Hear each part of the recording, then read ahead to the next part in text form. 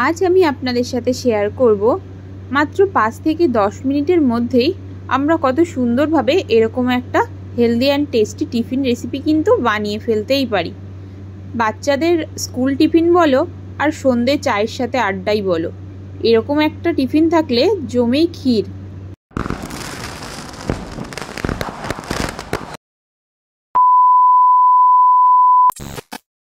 Hello বন্ধুরা, তোমরা সবাই কেমন আছো? আশা করছি অনেক ভালো আছো, আর আমিও কিন্তু ভালোই আছি। তো চলো, আজকে যে রেসিপিটা তোমাদের সাথে শেয়ার করার জন্য চলে এসেছি, তো সেটা শুরু করি। ফার্স্টেই দেখতে পাচ্ছ এখানে কিন্তু 5 পিস আমি ব্রেড নিয়ে নিয়েছি।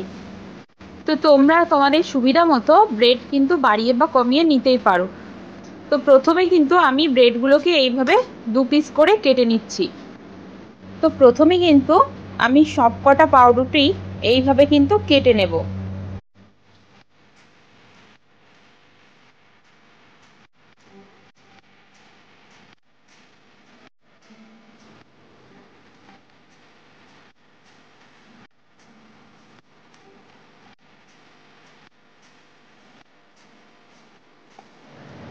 তো দেখতেই পাচ্ছ একদম জাস্ট ফটাফট করে কিন্তু এইভাবে আমি সব কটা পাউরুটি কিন্তু কেটে নিলাম।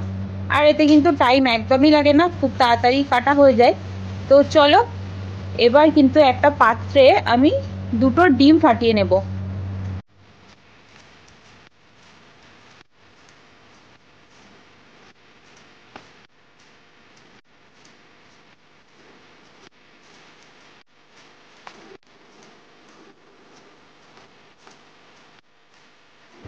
তো 2টো ডিম কিন্তু আমার ফাটিয়ে নেওয়া কমপ্লিট হয়ে গেছে।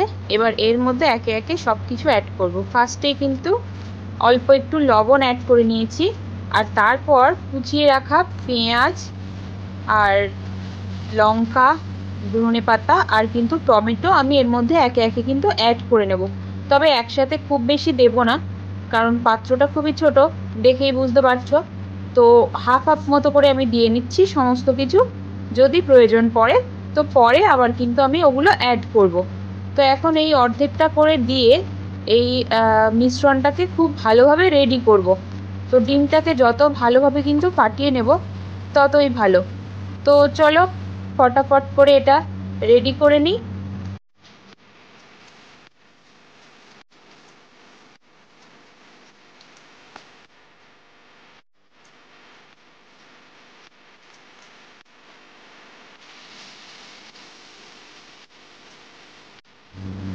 তো আমার কিন্তু ডিমের সাথে আর কি সব কিছু ভালোভাবে মিশিয়ে নেওয়া কমপ্লিট হয়ে গেছে। তো এরপর দেখো, কড়াই বসিয়ে নিয়েছি গ্যাসের উপর। তো এর উপর কিন্তু দিয়ে দেব একটু তেল। তো তেলটা গরম হয়ে গেলেই আমি কিন্তু টিস্পুনের 2 থেকে 3 টিস্পুন মতো এই মিশ্রণটা তেলের উপর দিয়ে দেব।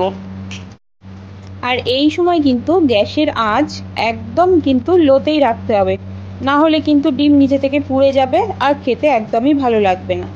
তারপর যে ব্রেডগুলো আমি এভাবে কেটে রেখেছিলাম এইভাবে কিন্তু ওর ওপর দিয়ে দিয়ে হালকা একটু চাপ দিয়ে নিতে হবে, যাতে ভালোভাবে এই ব্রেডটা ডিমের উপর বসে যায়। তো দেখতেই পাচ্ছ মোটামুটি আমাদের ডিম কিন্তু এক পিঠ মোটামুটি ভাজা কমপ্লিট হয়ে গেছে।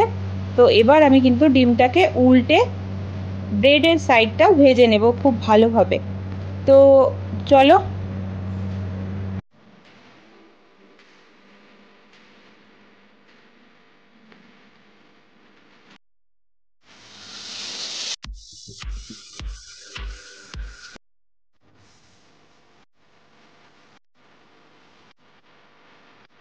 তো দেখো এক পিঠ আমার কিন্তু ভাজা কমপ্লিট হয়ে গেছে। এবার অপর পিঠটা আমি কিন্তু খুব ভালোভাবে ভেজে নেব। আর এর টাইম কিন্তু একদমই লাগে না। এই যে দেখো ভাজা কিন্তু আমার কমপ্লিট হয়ে গেছে আর আমি কিন্তু নামিয়েও নিয়েছি। তো চলো এরপর একে একে কিন্তু প্রত্যেকটা ব্রেড এইভাবে কিন্তু ডিম দিয়ে আমি ভেজে নেব। তো চলো ফটাফট দেখে নিই।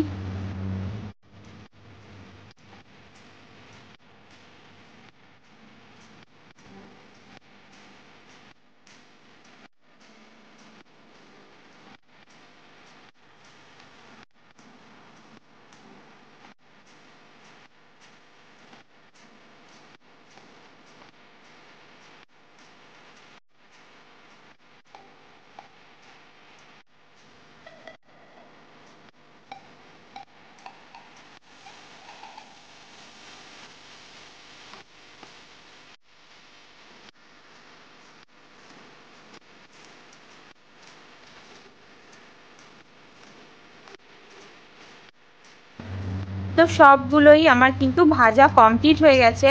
তো এইভাবে কিন্তু ভাজ করে আমি একটার পর একটা প্লেটের মধ্যে কিন্তু সাজিয়ে পরিবেশন করব। তো ভিডিওটা তোমাদের কেমন লাগলো অবশ্যই কিন্তু কমেন্ট বক্সে জানাতে ভুলবে না। ভালো লাগলে অবশ্যই একটা লাইক কমেন্ট করে পাশে থাকবে। আর চ্যানেলে যারা নতুন বন্ধু আছো তাদের কাছে রিকোয়েস্ট রইল, অবশ্যই কিন্তু আমার চ্যানেলটা সাবস্ক্রাইব করে পাশে থাকা বেল বাটনটা প্রেস করে রাখবে, যাতে সবার আগে আমার ভিডিও তোমাদের কাছে পৌঁছে যায়।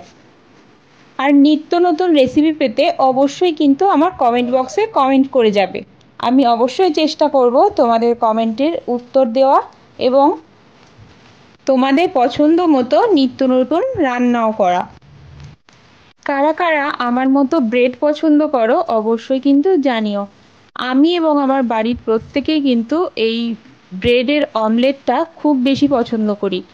তো অনেকেই অনেক রকমভাবে এটা বানায়, তবে আমি যেমনভাবে বানাই সেটাই আজকে তোমাদের সাথে কিন্তু শেয়ার করলাম। তো যদি কোনো ভুল ত্রুটি হয়ে থাকে অবশ্যই কমেন্ট বক্সে জানিয়ে যাবে। তো আজকের মতো ভিডিওটা আমি এখানেই শেষ করছি। তোমরা সবাই সুস্থ থেকো, ভালো থেকো। দেখা হচ্ছে নিত্য নতুন ভিডিওতে, নিত্য নতুন ব্লগ এবং রেসিপিতে। ততক্ষণ পর্যন্ত সবাইকে টাটা। সবাই নিজের এবং নিজের পরিবারের খেয়াল রেখো, সুস্থ থেকো, ভালো থেকো।